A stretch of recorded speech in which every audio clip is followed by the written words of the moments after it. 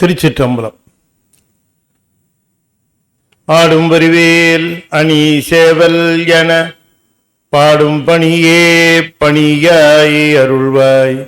தேடும் கயமா முகனை செருவில் சாடும் தனி யானை சகோதரனே.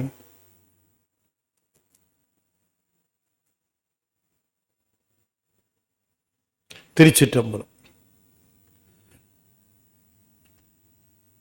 எழுதரு மறைகள் தேரா இறைவனை எல்லில் கங்குல் பொழுதரு காலத்தென்றும் பூசனை விடாது செய்து தொழுதகை தலைமை தேர துளும்புகன் நீருள் மூழ்கி அழுது அடியடைந்த அன்பன் அடியவர்க்கு அடிமை செய்வாம். திருச்சிற்றம்பலம். தொல்லை இரும்பிறவி சூழும் தலை நீக்கி அல்லல் அறுத்து ஆனந்தமாக்கியதே எல்லை மறுவா நெறியளிக்கும் வாதவூரியம் கோன் திருவாசகம் என்னும் தேன். திருச்சிற்றம்பலம்.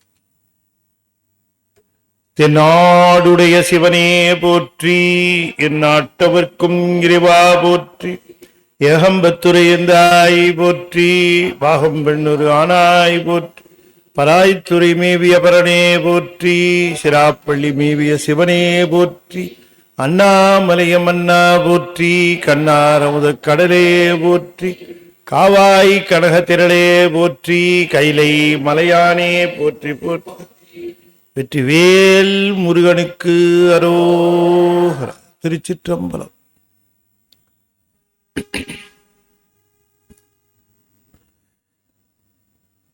திருச்சிற்றம்பலம். அண்ட சராசரங்களுக்கெல்லாம் அதிபதியாக விளங்கக்கூடிய முருகப்பெருமானுடைய ஒப்பற்ற பெருங்கருணையினாலே அருள்மிகு கமலவனார் சத்சங்கம் மிகச் சிறப்பாக நிகழ்த்தி வருகின்ற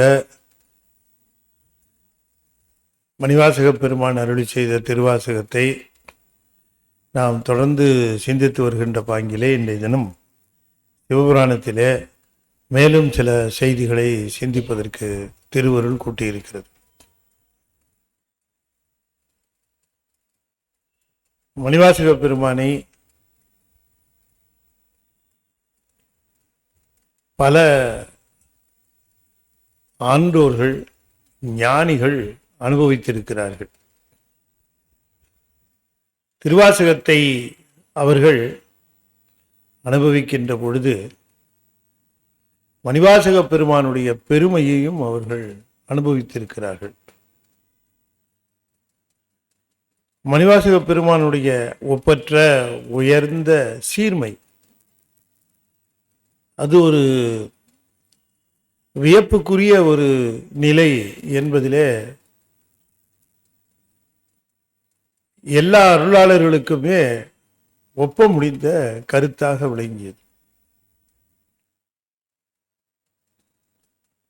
இயல்பாகவே நமக்கு இந்த அறிவிலே இருக்கக்கூடிய தன்முனைப்பு நம்ம எந்த செயல் செய்தாலும் அந்த தன்முனைப்பு முன்னே நிற்கும். இது நமக்கு எல்லாருக்குமே இருக்கக்கூடிய ஒரு இயல்பு. அது இயல்பாகவே நம்மகிட்ட இருக்கு அப்படின்னு நாம் அதை தெரிந்து கொள்வதற்கு குழந்தை பருவத்திலிருந்தே பார்க்கலாம். அது ஏதாவது ஒரு பொம்மையோ அல்லது ஒரு பதார்த்தமோ அது கையில் வாங்கிச்சுன்னா அது தன்னுடையது என்று அது அப்படியே பிடிச்சிக்கும். இயல்பாகவே அது இருக்கிறது. இன்னொரு குழந்தை கேட்டாலும் கொடுக்காது, இல்லை உரியவங்க கேட்டாலும் கொடுக்காது. அப்படி உரிமை பாராட்டுற அந்த குணம் அந்த குழந்தைக்கு எப்படி வருதுன்னு நம்ம பார்க்கணும். எதுவாக இருந்தாலும் தன்னுடையது, தனக்கு தான் அப்படிங்கிற அந்த இயல்பு குழந்தைக்கே இருக்கும் பொழுது நமக்கு கேட்கணுமா? நமக்கு நிறைய இயல்பாகவே இருக்கும். அப்போ இந்த இயல்பு இருக்க இது எதை செய்தாலும் அதை நான் செய்தேன், எதை பெற்றாலும் இதை நான் பெற்றிருக்கிறேன், எதை கொடுத்தாலும் இதை நான் கொடுக்கிறேன், எதை பேசினாலும் இதை நான் பேசுகிறேன் அப்படிங்கிற அந்த இயல்பு நமக்கு தொடர்ந்து இருந்துகிட்டே இருக்கும். அது சரி, சாதாரணமாக இருந்தால் கூட பரவாயில்ல. இது பொதுவாக இருக்கிற இயல்பு அப்படின்னா கூட ஒரு பக்கம் பார்த்தா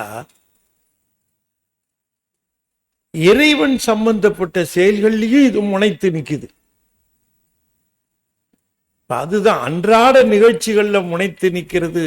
நம்ம இயல்பா பார்த்தாலும் ஒரு இறைவனை வழிபாடு செய்வதிலோ இல்லை வணங்குவதிலோ அல்லது அவனுக்கு நாம் ஏதாவது தொண்டு புரிவதிலோ நாம செய்கிற பொழுது நம்மையும் அறியாமல் நம்முடைய தன்முனைப்பு அங்க போய் நின்றுது.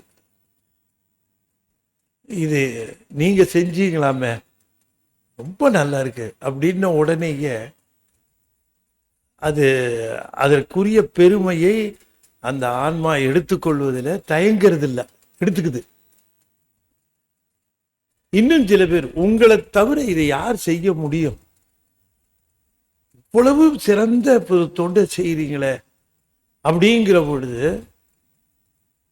அது இன்னும் கொஞ்சம் பரவாயில்லையே, நாம கொஞ்சம் சிறப்பாத்தான் செய்யறோம் போல இருக்கு அப்படின்னு அந்த நினைப்பு நமக்கு வந்துருது. இதெல்லாம் மற்றவர்கள் சொல்லுகிற பொழுது ஒரு தொண்டு செஞ்சிடறோம், ஒரு ஒரு நிகழ்ச்சிக்கு அன்னம்பாலிப்பு செஞ்சிடறோம், 500-600 பேர் சாப்பிட்டுறாங்க. இன்னைக்கு அன்னம்பாலி பண்ணது நீங்களாமே, 500 பேர் சாப்பிட்டது, சாப்பாடு ரொம்ப அருமையா இருந்தது, எல்லாரும் சாப்பிட்டாங்க. நீங்க செஞ்ச தொண்டு ரொம்ப நினைச்சு பார்க்க வேண்டிய ஒன்று அப்படின்னு சொல்வார்கள். சொல்றது உண்மை, அவங்க பொய் ஒன்றும் சொல்லல, அது உண்மைதான் அவங்க சொல்றது. ஆனா இன்னொரு உண்மை என்னன்னா, அப்படி சொல்றதை ஏத்துக்க கூடாதுங்கிறது தான் இன்னொரு உண்மை. நீங்க தான் செஞ்சீங்களாமேன்னு அவங்க சொல்றது உண்மை, அது அவங்க நம்புறது உண்மை. ஆனா நம்ம தான் செஞ்சோன்னு நாம நம்புறோம் பாருங்க, அதுதான் பொய். நீங்க செஞ்ச இந்த உதவி மிகப்பெரியது என்று அவர்கள் சொல்லுவார்கள், அவர்களுக்கு உரிமை இருக்கு சொல்லலாம். ஆனா நான் செஞ்ச உதவி ரொம்ப பெருசுன்னு நான் நினைச்சேன்னு வச்சுக்கோங்க, அங்கதான் மிஸ்டேக் வருது. அப்ப என்ன ஆக வேண்டி இருக்கு அப்படின்னு கேட்டா, இந்த ஆன்மீக விஷயத்துல, இறை விஷயத்துல ஒரு தொண்டோ அல்லது ஒரு சிறப்போ அல்லது ஒன்றையும் நாம் செய்கிற பொழுது மற்ற இடங்களிலே வருகின்ற அந்த தன்முனைப்பு, தான் அப்படிங்கிற அந்த நினைப்பு வராம பார்த்துக்கிறதுங்கிறது ரொம்ப கடினம். ரொம்ப வராம பார்த்துக்கிறதுங்கிறது ரொம்ப கடினம். ஆனா வாய்ப்பு, நான் எங்க சார் செஞ்சேன், எல்லாம் சாமி தான் செஞ்சார் அப்படின்னு வார்த்தை வரும்.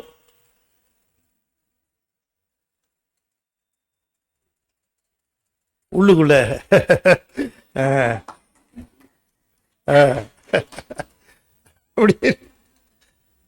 அப்படின்ட்டு தன்னைத்தான் வியத்தல் அப்படின்னு சைவத்துல ஒண்ணு உண்டு.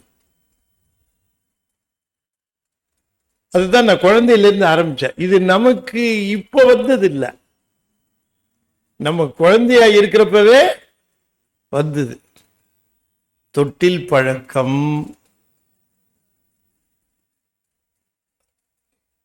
ஆமா, அது நமக்கு வரும். ஆனா இதுவே இப்படி அப்படின்னு கேட்டா, இதுவே இந்த மாதிரி நாம நம்ம செய்யற தொண்டு, நாம் செய்கிற வழிபாடு அல்லது நாம் செய்கிற வேறு செய்கை, இதற்கே அவர்கள் பாராட்டு தெரிவிக்கிற பொழுது நம்மால் அதை வாயளவில் வார்த்தை அளவில் அதை மறுத்தாலும் எண்ணத்தளவில் உள்ளத்தளவில் அதை ஏற்கிறதுக்கு துடிக்கும், தவிக்கும். ஏன்னா இன்னும் கொஞ்சம் சொல்ல மாட்டாங்களா அப்படின்னு தவிக்கும். ஆனா ஒரு அதிசய மனிதர் இருந்திருக்கிறாருங்க, ஒரு மிகப்பெரிய அதிசய மனிதர் இருந்திருக்கிறார். சாட்சாத் சிவபெருமானே குருவா வந்துட்டாருங்க. சாட்சாத் சிவபெருமானே குருவா வந்தாச்சு. அப்ப எப்படி வந்திருக்கணும் அந்த தன்முனைப்பு? நீங்க யோசனை பண்ணி பாருங்க. சிவபெருமானே இங்க வா, இங்க வா, இங்க நான் உனக்காகத்தான் வந்தேன் இங்க அப்படின்னு கூப்பிட்டு அறுவகை தீட்சையும் கொடுத்துட்டாருன்னா நீங்க கொஞ்சம் நினைச்சு பாருங்க, அடக்கமா நிச்சயமா இருக்க முடியுமா? ஒரு பெரிய வியப். சிவபிரகாசர் சொல்றாரு, ரொம்ப அருமையா ஒரு செய்தி சொல்றாரு. நம்மகிட்ட தான் சொல்றாரு. சிவபிரகாசர் நம்மகிட்ட பேசுறாரு. ஐயா உங்ககிட்ட எல்லாம் சொல்லணும்னு நினைச்சிட்டேன், ரொம்ப நாளா எனக்கு ரொம்ப ஆசைங்க ஐயா உங்ககிட்ட ஒரு விஷயத்தை சொல்லணும்னு. என்ன அப்படின்னு கேட்டா, என்ன நீங்க பெரிய தமிழ் அறிஞன் புலவன் அப்படின்னு நீங்க நினைச்சிருக்கிறீங்க, கற்பனை களஞ்சியம்லாம் கூட எனக்கு பேர் கொடுத்துருக்குறாங்க. ஆனா எனக்கு ரொம்ப நாளா ஒரு குறளுக்கு பொருள் தெரியாம இருந்தது, ஒரு திருக்குறளுக்கு பொருள் தெரியாம இருந்தது. சமீபத்துல தாங்க அந்த குறளுக்கு எனக்கு பொருள் புரிஞ்சுது, அந்த திருக்குறளுக்கு பொருள் புரிஞ்சுது. சமீபத்துல தான் எனக்கு புரிஞ்சுது.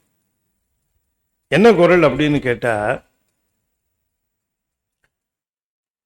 நன்றறிவாரில் கயவர் திருவுடையார், நன்றறிவாரில் கயவர் திருவுடையார், நெஞ்சத்து அவலமிலர் அப்படின்னு ஒரு குறள். அதுல என்ன சொல்றாரு அப்படின்னு கேட்டா வள்ளுவர், நன்று அறிவாரில் நல்ல விஷயங்களை நன்மை தீமைகளை அலசி பார்த்து இது நன்மை இது தீமை, இது நன்மை பயக்கும் இது தீமை பயக்கும்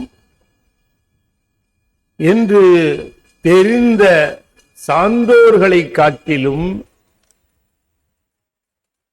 கயவர்கள் நன்மை தீமைகளை பற்றி கவலைப்படாமல் அவற்றை மனம் போன போக்கிலே செய்து கொண்டிருக்கக்கூடிய கயவர்கள் இருக்கிறார்களே, அவர்கள் கொடுத்து வைத்தவர்கள்.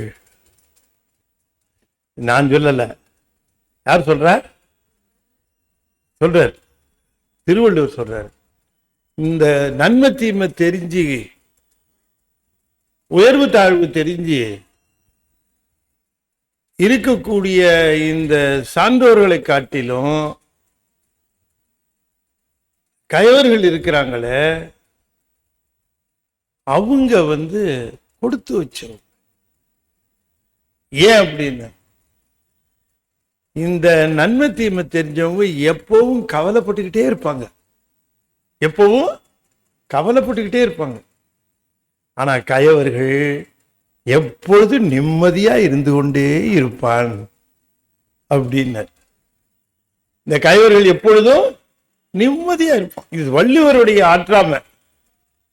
வள்ளுவர் சொல்றார், நன்மை தீமை தெரிஞ்சு இது தப்பு இது ரைட்டுன்னு தெரிஞ்சு, ஐயோ இது இப்படி வருது, இது இந்த பாவமாச்சே, இது இந்த பாவ செயலாச்சே, இதை செய்யலாமா, நாம இப்படி நினைக்கலாமா ஒருத்தர் என்றெல்லாம் எண்ணி எண்ணி எண்ணி வாழ்க்கையில அவர்கள் அவ்வப்போது அஞ்சி அஞ்சி அஞ்சி இருப்பார்கள்.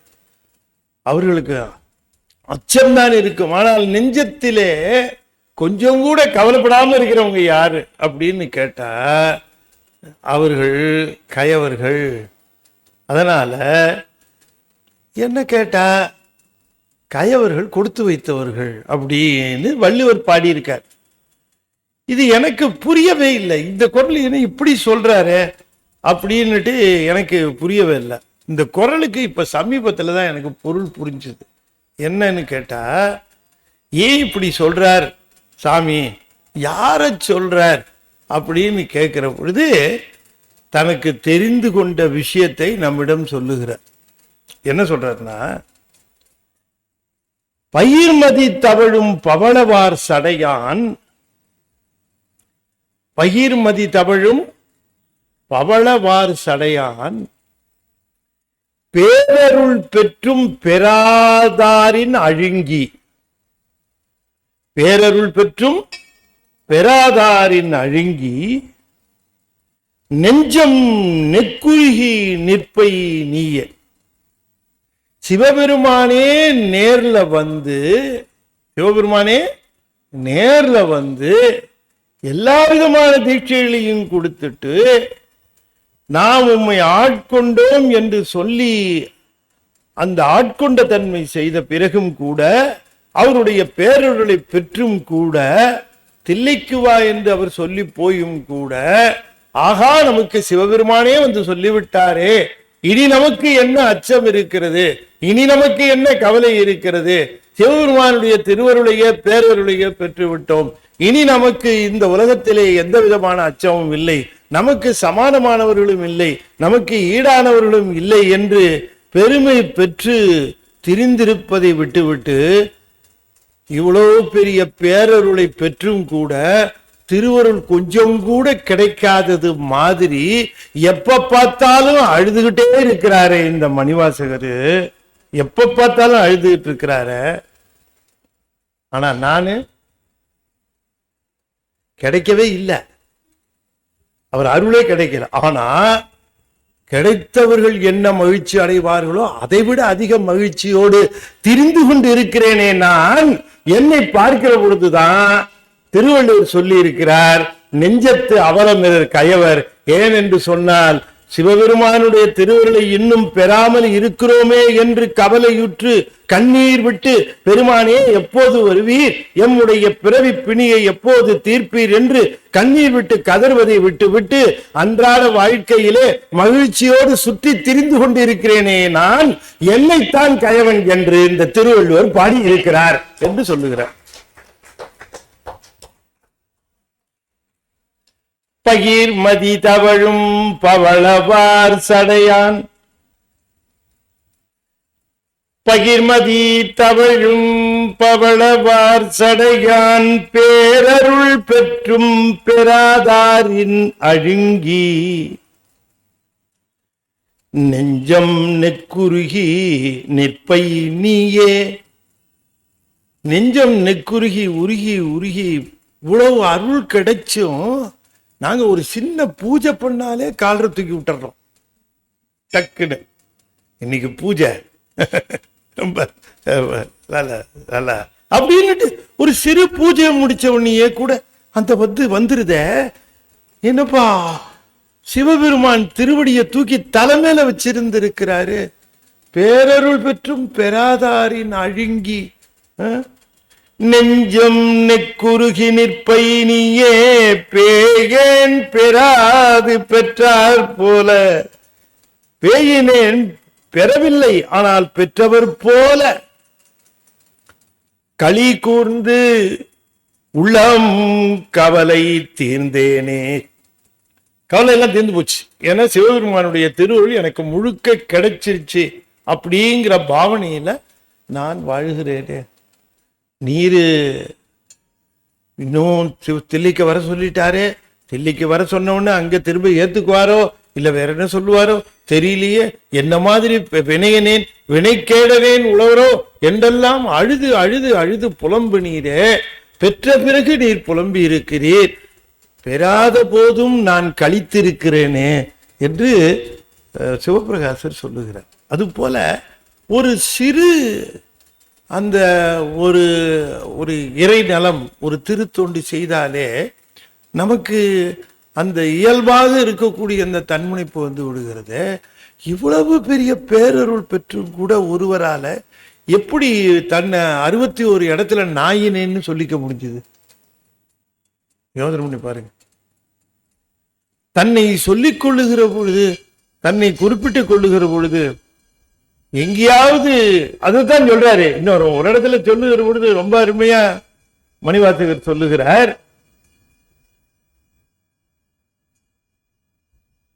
நான் தனக்கு அன்பின்மை நானும் தானும் அறிவோம்,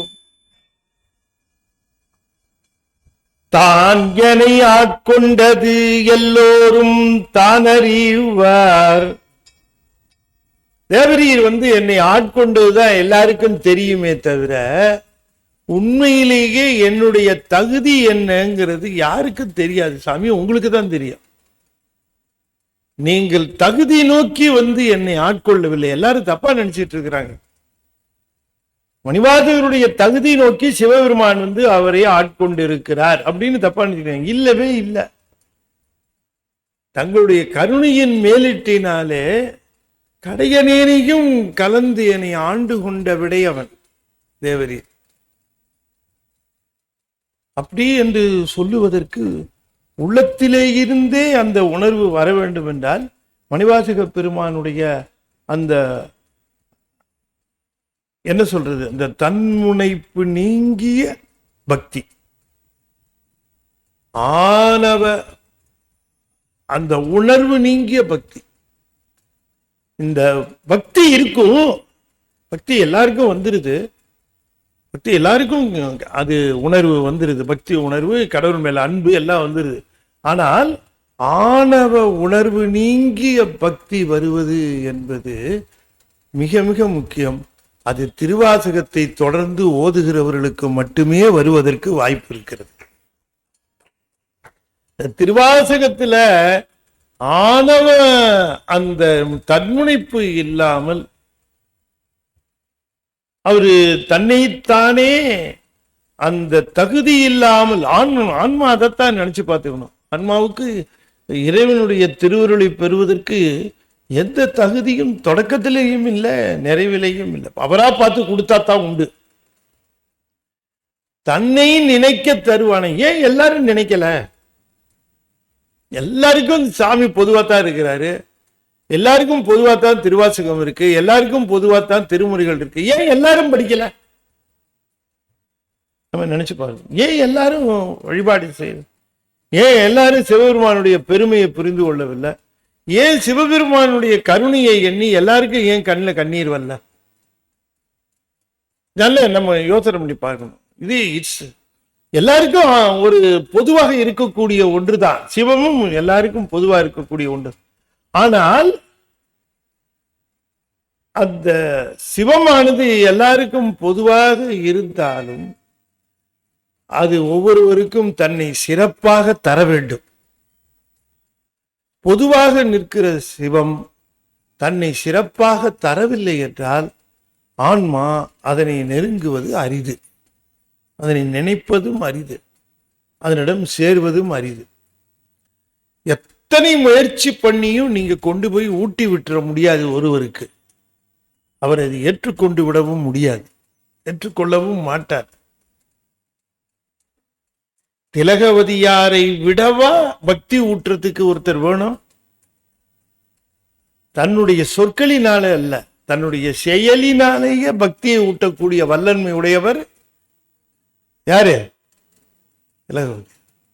தன்னுடைய செயல்களினாலேயே பக்தியை ஊட்டக்கூடிய வல்லமை உடையவர் திலகவதியார். அந்த திலகவதியார் இருக்கிற பொழுதே, அவருடைய பராமரிப்பில் இருக்கிற பொழுதே, அவருடைய பாதுகாவலிலே இருக்கிற பொழுதே சைவத்தை விட்டுட்டு சமணம் புகுந்தார். யாரு? மருள் நீக்கியார். ஏம்மா ஏன் புகழணும் இல்லையா? திலகவதியார் இருக்கிறாங்க, அவங்களுடைய தொண்டு இருக்கிறது. அப்படிக்கு அதுக்கு என்ன காரணத்தை சொல்றது? இப்படி ஒரு வளர்ப்பு அந்த அம்மையார் கூடவே இருந்து தியாகத்தினுடைய திருவுருவாக விளங்குகிறார்கள். பேச்சு மூச்சு எல்லாமே சிவம், தொண்டு, இப்படி இருக்கிறார்கள். அவர்களுடைய பராமரிப்புல இருக்கிற பொழுதே ஒருத்தர் அங்க போயிட்டார். இதுக்கு என்ன பதில் சொல்றது? கேட்கிறார். ஒரே ஒரு காரணம் தான் சொல்லுகிறார், நம்பர் அருளாமையினால் அப்படின்ட்டார். நம்பர். அப்ப இந்த பக்கம் திருமுறைய ஓதல, தேவாரம் ஓதல, திருவாசகம் கேட்கறது இல்லைன்னு சொன்னா நம்பர் அருளாமையினால் அப்படிங்கிறது தான் நமக்கு தெளிவா தெரிகிறது. அப்ப அதுல நமக்கு ஆர்வம் பிறக்கிறது. நாம சிவனை வழிபாடு செய்கிறோம், நாம திருவாசகத்தை ஓதுகிறோம், ஓத கேட்கிறோம், திருமுறைகளை பாடுகிறோம், பாட கேட்கிறோம் அப்படின்னு சொன்னா அதற்கு என்ன காரணம்னா வேற காரணம் இல்ல, நம்பர் அருளியமையால் இது வந்தது. இதுதான் தெய்வ சேக்கிழார் சொல்லுகிற காரணம். ரொம்ப சிறப்பாக நாம சிவபுராணத்தை நாம் ஓதிக்கொண்டு வருகிறோம். சிவபுராணத்தினுடைய ஒவ்வொரு வரியும் மகா வாக்கியம் போல செய்திருக்கிறார் தான். சிவபுராணம் ஒன்று மட்டுமே ஓதி ஓதி உய்ந்த அருளாளர்கள் எத்தனையோ பேர். ஒன்றையே சிரசின் உச்சி மீது வைத்து அந்த ஒன்றிற்கு அவர் நிறைவாக அந்த ஒன்றிலே பயனையும் கூறுகிறார். அதுதான் சிவபுராணத்துக்கு இருக்கக்கூடிய மிகப்பெரிய சிறப்பு. சிவனடி கீழ் பல்லோரும் ஏத்த பணிந்து என்று சொல்லுகிற அந்த செல்வர் சிவபுரத்தில் உள்ளார். சிவனடி கீழ் பல்லோரும் ஏத்த பணிந்து என்று அந்த பலனை சொல்லுகிற பகுதியாக சிவபுராணம் அமைந்திருக்கிறது. அத்தனை சிறப்பு மிக்க அந்த சிவபுராணத்திலே சுவாமிகள் சொல்லுகிற பொழுது மிக அற்புதமாக, நமச்சிவாய வாழ்க, நாதன் தாழ் வாழ்க, இமை பொழுதும் என் நெஞ்சில் நீங்காதான் தாழ் வாழ்க, கோகழி ஆண்ட குருமனிதன் தாழ் வாழ்க, ஆகமம் ஆகி நின்று அன்னிப்பான் தாழ் வாழ்க, ஏகன் அநேகன் இறைவனடி வாழ்க, வேகம் கெடுத்தாண்ட வேந்தனடி வெல்க, பிறப்பருக்கும் பிஞகந்தன் பெய்கழல்கள் வெல்க, புறத்தார்க்கு சேயோந்தன் பூங்கழல்கள் வெல்க, கரம் குவிவார் உள்மகிழும் கோன்கடல்கள் வெல்க,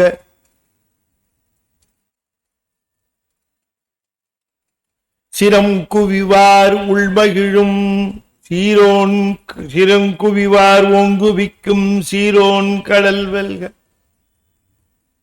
ஈசன் அடி போற்றி எந்த அடி போற்றி, தேசன் அடி போற்றி சிவன் சேவடி போற்றி, நேயத்தே நின்ற நிமலனடி போற்றி, மாயப் பிறப்பருக்கும் மன்னனடி போற்றி, சீரார் பெருந்துரை நம் தேவனடி போற்றி, ஆராத இன்பம் அருளும் மலை போற்றி, சிவனவன் என் சிந்தையுள் நின்ற அதனால், அவன் அருளாலே அவன் தாழ் வணங்கி, சிந்தை மகிழ சிவபுராணம் தன்னை முந்தை வினை முழுதும் மோய உரைப்பன்யான், கண்ணுதலான் தன்கருணை கண்காட்டவத்தெய்தி, எண்ணுதற்கு எட்டாய் எழிலார் கடல் இறைஞ்சி, விண்ணிறைந்து மண்ணிறைந்து மிக்காய் விளங்கொழியாயி, எண்ணிறந்த எல்லை இலாதானே நின் பெரும் சீர், பொல்லாவினையேன் புகழுமாறு ஒன்றறியேன், புல்லாகி பூடாய் புழுவாய் மரமாகி, பல்விருகமாயி பறவையாய் பாம்பாகி, கல்லாய் மனிதராய் பேயாய் கணங்களாய், அல்லசுரராகி முனிவராய் தேவராய், செல்லா நின்ற இத்தாவர சங்கமத்துள், எல்லா பிறப்பும் பிறந்திழைத்தேன் எம்பெருமான், மெய்யே உன் பொன்னடிகள் கண்டின்று வீடுற்றேன், உய்ய என் உள்ளத்துள் ஓங்காரமாய் நின்ற மெய்யா விமலா விடைப்பாகா வேதங்கள் ஐயா என ஓங்கி ஆழ்ந்தகன்ற நுண்ணியனே, வெய்யாய் தனியாய் இயமான நாம் விமலா, பொய்யாயின எல்லாம் போய் அகல வந்தருளி மெய்ஞானமாகி மிளிர்கின்ற மெய்ச்சுடரே, இஞ்ஞானம் இல்லாதேன் இன்பப் பெருமானே, அஞ்ஞானம் தன்னை அகல்விக்கும் நல்லறிவே, ஆக்கம் அளவு இறுதி இல்லாய் அனைத்துலகும் ஆக்குவாய் காப்பாய் அழிப்பாய் அருள் தருவாய் என்று பார்த்தோம். இது வரைக்கும் பொக்குவாய் என்னை புகுவிப்பாய் நின் தொழும்பில், நாற்றத்தின் நேரியாய் சேயாய் நனியானே, போக்குவாய் என்னை புகுவிப்பாய் நின் தொழும்பில், உன்னுடைய தொண்டிலே என்னை புகுவித்திருக்கிறாய். புகுவிப்பாய் நின் தொழும்பில். தொழும்பு என்று சொன்னால் சிவபெருமானுக்கு தொண்டு செய்வது என்று அதுக்கு நேரடியா பொருள். ஆனா அப்படி எடுத்துக்க கூடாது. இங்க நின் தொழும்பில் அப்படின்னு சொல்லுகிற பொழுது புகுவிப்பாய் நின் தொழும்பில் என்று சொல்லுகிற பொழுது தொழும்புன்னா தொண்டுன்னு தான் அர்த்தம். ஆனா இங்க தொண்டுங்கிறது எதை குறிக்கிறார் என்று சொன்னால், நான் எதை சொன்னாலும், நான் எதை செய்தாலும், நான் எதை பேசினாலும், எதை நினைத்தாலும், மனம் மொழி மெய்களால் எதை பேசி சொல்லி செய்தாலும் அவை எல்லாமே உன்னுடைய திருவருளிலால் நிகழ்கிறது, உன்னுடைய திருவருளால் தான் நிகழ்கிறது என்று செயல்படுவது இருக்கிறதே, அதுதான் தொழும்பில் நிற்பது. தொழும்பில் நிற்பது என்று சொன்னால், தொண்டில் நிற்பது என்று சொன்னால், பல்வேறு விதமான தொண்டுகள் சிவத்தொண்டுகள் இருக்கின்றன. ஆனால் இங்கே மணிவாசகர் குறிப்பிடுகிற தொண்டு, நான் எதை செய்தாலும் இது திருவருளாலே நிகழ்ந்தது, நான் எதை பேசினாலும் இது திருவருளினாலே எனக்கு பேச, நான் எதை நினைத்தாலும் இது திருவருளினாலே இந்த நினைப்பு என்று இந்த மூன்றையும் ஈசனிடம், மனம் மொழி மெய் என்ற மூன்றையும் ஈசனிடம் ஒப்படைத்து அவனுடைய திருவருள் துணையோடு திருவருள் மயமாக நிற்பதுதான் நின் தொழும்பு. இப்ப இந்த தொழும்பிலே என்னை புகுவித்தாய் என்று சொல்லுகிறார். என்னை இந்த தொழும்பிலே புகுவித்தாய், நான் புகுந்திருக்கிறேன். இப்பொழுது எனக்கு என் நினைப்பு முழுக்க நீதான் நிறைந்திருக்கிறாய், என்னுடைய செயல் முழுவதும் நீயே நிறைந்திருக்கிறாய், என்னுடைய சொற்கள் வார்த்தைகள் எல்லாமே நீயே நிறைந்திருக்கிறாய். ஆனால் இது இந்த ஒரு பிறப்பிலே வாய்த்ததா? இல்லை. நீ பல்வேறு பிறப்புகளிலே நான் முன்னே குறிப்பிட்டது போல அந்த ஒவ்வொரு பிறவியிலேயும் என்னை செம்மைப்படுத்தி என்னுடைய குற்றங்குறைகளை எல்லாம் களைந்து என்னை நேர்மைப்படுத்தி நெறிப்படுத்தி செதுக்கி செதுக்கி செதுக்கி என்னை இந்த நிலையிலே கொண்டு வந்திருக்கிறாய். ஆகையினாலே போக்குவாய் என்னை புகுவிப்பாய் நின் தொழும்பில் என்று சொன்னால், போக்குவாய் என்னை என்று சொல்லுவது பல்வேறு பிறவிகளிலே என்னை போக்குவித்தாய், அதனுடைய பயனாக இப்பிறப்பிலே நின் தொழும்பில் புகுவித்தாய். அப்ப இந்த ஒரு பிறவியிலே இந்த தொண்டிலே நின்றுவிட முடியாது. பல்வேறு பிறப்புகளை எடுத்து பக்குவப்பட்டு அதற்கு பிறகுதான் இந்த நிலை வருகிறது. மானுட பிறப்பை கூட உடனே கொடுத்துறது இல்லை. மானுட பிறப்பு கூட உடனே கொடுத்துறார் இல்ல. புல்லாய் பூடாய் புழுவாகி மரமாகி பல்விருகமாகி பறவையாய் பாம்பாய் எத்தனையோ பிறப்புகள். அத்தனை பிறப்புகளிலும் சென்று சென்று சென்று சென்று சென்று இந்த உயிரானது பல்வேறு பிறப்புகளிலே சென்று வந்ததனுடைய அறிவு விளக்கம்தான் இந்த பிறப்பிலே இருப்பது. இந்த பிறப்பிலே ஒரு மனிதனுடைய அறிவுத்திறம் எவ்வாறு இருக்கிறது, அது எத்தனை தூரம் அது செயல்படுகிறது என்பது அது சென்ற பல பிறவிகளிலே அவன் அடைந்திருக்கக்கூடிய அனுபவத்தின் அடிப்படையிலே தான் இருக்கும். அவன் சென்ற பிறவிகளிலே பெற்ற அனுபவத்தின் அடிப்படையிலே தான் இருக்கும். சில பேர் கேட்கிற பொழுது அவர்களுடைய அந்த அணுகுமுறை, பேச்சு முறை, சொல் முறை, இது அவர்கள்ட்ட பேசுகிற பொழுது அந்த தன்மை தெரிஞ்சு போகும், அந்த இனிமை தெரிஞ்சு போகும்.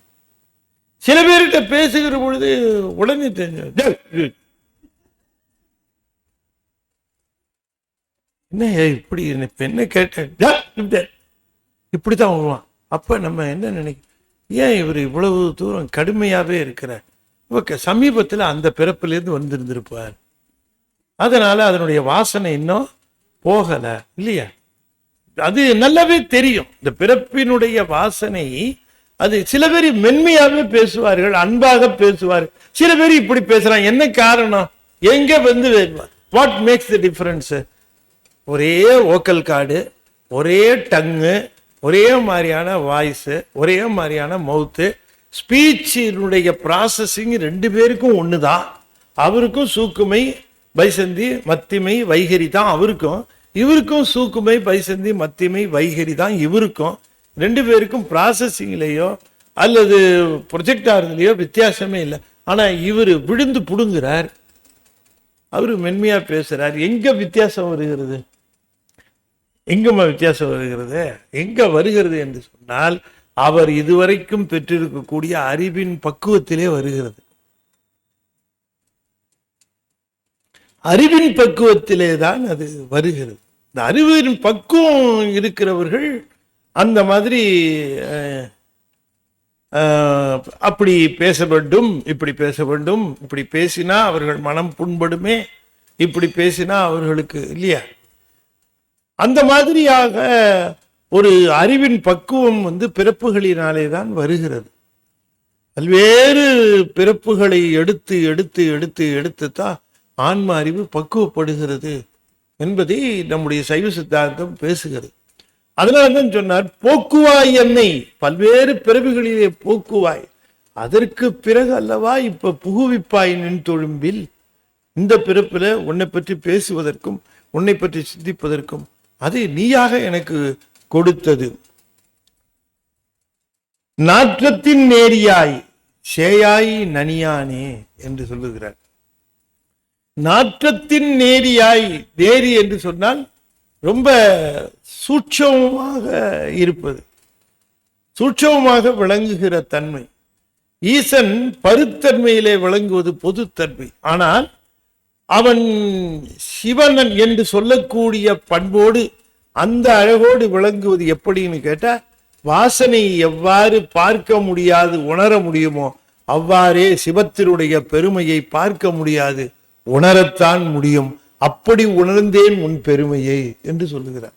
நாற்றத்தின் என்று சொன்னால் வாசனை போல, இன் என்பது ஓம உருவு. நாற்றத்தின் என்று சொன்னால் வாசனையை போல. வாசனையை மலரை பார்க்கலாம், மலனுடைய வாசனையை பார்க்க முடியுமா? ஒருத்தருக்கு கண்ணா பின்னாடி செல்ஃபு பிடிச்சிருக்கு வச்சுக்குவோம், நல்ல வாசனையா இருக்கேன்னு சொன்னா எங்க இருக்கு வாசனை, ஏயா பொய் சொல்றேன்னு கேட்பார் இவரு. இல்ல வாசனை ரொம்ப அருமையா இருக்கு, எனக்கு ஒன்றும் அப்படி தெரியலையே அப்படி. சில பேர் காசிமேடு பக்கம் போனா ரொம்ப வாசனையா இருக்குன்னு சொல்றாங்க, அவங்களுக்கு அது வாசனையா இருக்கு. இவங்க பிராணாயாமம் பண்ணிக்கிட்டே வராங்க. சில அப்படி அப்படின்னு கேட்டா அது அது அதனுடைய பக்குவம் தானே வித்தியாசம். நாற்றங்கிறது வந்து பார்த்து தெரிந்து கொள்வதல்ல, உணர்ந்து தெரிந்து கொள்ள. அது போல சிவத்தையும் பார்த்து தெரிந்து கொள்ள முடியாது, உணர்ந்துதான் தெரிந்து கொள்ள முடியும். எனவே உணர்ந்து தெரிந்து கொள்ளப்படக்கூடியவனாக இருக்கிறவனே என்று குறிப்பிடுகிறார். நாற்றத்தின் நேரியாய் என்று சொன்னால் வாசனை எவ்வாறு உணர்ந்து தெரிந்து கொள்ளப்படுகிறதோ அப்படி நீ உணர்ந்து அறிந்து கொள்ளப்பட வேண்டியவனே தவிர கண்களினாலேயோ காதுகளினாலேயோ இவற்றால் கேட்பதால் மட்டுமல்ல, உணர்வினாலே. எனவே கண்கள் காது இவையெல்லாம் கருவிகளாக இருந்தாலும் உணர்வு என்பதுதான் உயிர் நாடி. எப்படி அந்த பொம்மை என்று சொன்னால் அதற்கு உயிரில்லாத ஒரு பொம்மை என்று சொல்லுவது போல இந்த கருவிகள் எல்லாம், ஆனால் அது உயிர் இருக்கிற கருவிகளுக்குத்தான், உணர்வோடு இருக்கக்கூடிய கருவிகளுக்குத்தான் மதிப்பு இருக்கு இல்லைங்களா? அப்படி பிரபஞ்ச விஷயங்களிலே ஈடுபட்டு கொண்டு இருக்கக்கூடிய இந்த உயிரானது அந்த கருவிகளை கொண்டு மிக சுலபமாக ஈசனை அறிந்துவிட முடியாது. அவற்றை தாண்டி போய் இருக்கக்கூடிய மெய்யுணர்விலே தான் அந்த பெருமானை அறிந்து கொள்ள முடியும். அதனாலதான் திருவள்ளுவர் என்ன பண்ணார், மெய் அறிதல்னு போடல, மெய் உணர்தல்னு போட்டார். மெய் உணர்வுன்னு தான் தலைப்பு கொடுத்திருக்கிறார். உண்மையை அறிவை தாண்டி நிற்கிற உணர்வினாலே தான் தெரிந்து கொள்ள முடியும். அதனால மெய்யுணர்வு என்று அதனை குறிப்பிடுகின்றார். நாற்றத்தின் நேரியாய் சேயாய் நனியானே. சேயாய் என்று சொன்னால் தொலை தூரத்திலே இருக்கக்கூடியவனாகவும் இருக்கிறான். ஆனால் நனியானே இல்லையா, எங்கே இருக்கிறான் என்று கேட்கிறார். இதோ இங்கே இருக்கிறான்கிறார். எச்சில் மயங்கிட ஈது இட்டாரை காட்டு அப்படிங்கிறாரு அப்பா. அவர் இதோ இருக்கிறாரு இங்க அப்படின்னு காட்டுகிறார். அவருக்கு சேயான், இவருக்கு நனியான். ஞானசம்பந்தருக்கு சிவபாதருக்கு சேயான். ரெண்டு பேர் வேற வேற இடத்துலயா இருக்கிறாங்க. ஞானசம்பந்தரும் சிவபாதரும் வேற வேற இடத்துல இருக்காங்களா? ஒரே இடத்துல இருக்கிறாங்க. ஒரே இடத்துல இருக்கிறவங்களுக்கு ஒருத்தருக்கு சேயா தள்ளி இருக்கிறவனாகவும் ஒருவனுக்கு அருகே இருக்கிறவனாகவும் இருக்கக்கூடிய வல்லமை சிவபெருமான் ஒருவனுக்குத்தான் இருக்க முடியும், வேறு யாருக்கும் இருக்க முடியாது இல்லையா? நான் உங்களுக்கு அருகே இருக்கிறேன்னா இன்னொருத்தருக்கு தூர இருக்கிறேன்னு ஆயிடுவேன். ஏன்னா அவரு தூரக்க இருக்கிறார். ஆனால் சிவபெருமான் எப்படின்னா சேயாய் நனியான்னாரு. அதை குறிப்பிடுகின்றார். சேயாய் நனியானே மாற்றம் மனம் கழிய நின்ற மறையோனே. மாற்றம் மனம் கழிய நின்ற மறையோனே என்று சொல்லுகிற பொழுது நான் மணிவாசக ஐயாவை பார்க்கணும்னு நினைக்கிறேன்னு வச்சு, நான் அசோக் பில்லர்ல இருக்கிறேன். மணிவாசக ஐயாவை பார்க்கணும். நான் என்ன செய்யணும் அப்படின்னு கேட்டா, ஓலா புக் பண்ணணுமா, ராம்மோகனை கூப்பிடணும், ஐயா கொஞ்சம் மணிவாசக ஐயா வீட்டுக்கு போறேன். சரி போலாங்க. எப்போ போகணும்? காலையில வந்தாச்சு. மணிவாசக வீட்டுக்கு காலையில எழுந்திரிச்ச உடனே மணிவாசக வீட்டுக்கு போறேனே அப்படிங்கிறதுக்காக எங்க வீட்டுல வழக்கத்துக்கு விரோதமா சீக்கிரமா எழுந்திருச்சு எனக்கு டிஃபன் எல்லாம் பண்ணி கொடுத்து, நீங்க போய் பார்த்துட்டு வாங்க. நானே டிஃபன் எல்லாம் சாப்பிட்டு கிளம்பி, ஐயா வந்துட்டாரு, கார் வந்துருச்சு, கார்ல ஏறிட்டேன். கார்ல ஏறி போனேன். கார் போயிட்டு இருக்கு. போன்ல ஒருத்தர் நண்பர் கேட்கிறாரு, எங்கேயா போயிட்டு இருக்கிறீங்க? வீட்டுல இருக்கீங்க? இல்ல, மணிவாசக ஐயாவை பார்க்க போறேன். பார்த்துட்டீங்களா? போயிட்டு இருக்கிறேன். பார்த்துட்டீங்களா? போய்கிட்டு இருக்கிறேன். இன்னும் பார்த்தேன்னு சொல்லுவேனா? சொல்ல மாட்டேன். என்ன, கார்ல போயிட்டு இருக்கிறேன். பார்த்துட்டீங்களா? இல்ல, போயிட்டு இருக்கிறேன். மணிவாசக ஐயா வீடு கேட்டுக்கிட்ட வந்துருச்சு. ஆக்சிஸ் பேங்க்னு சொன்னாருங்க ஐயா. இதுதானே ஆக்சிஸ் பேங்க். ஆக்சிஸ் பேங்க் வாசல்ல நிக்குது. ஐயா வண்டியை விட்டு இறங்குங்க. இருங்க, இங்கேயே இருந்தா மணிவாசக ஐயா வருவார். அவருக்கு எப்படிங்க தெரியும் வருவாருன்னு? நீங்க வந்திருக்கீங்கன்னு எப்படி தெரியும்? நான் நினைக்கிறேனே, நான் நினைச்சா அவருக்கு தெரியும் இல்ல, வந்துருவார்ல. அப்படின்னு வெயிட் பண்ணிக்கிட்டே இருக்கிறேன்.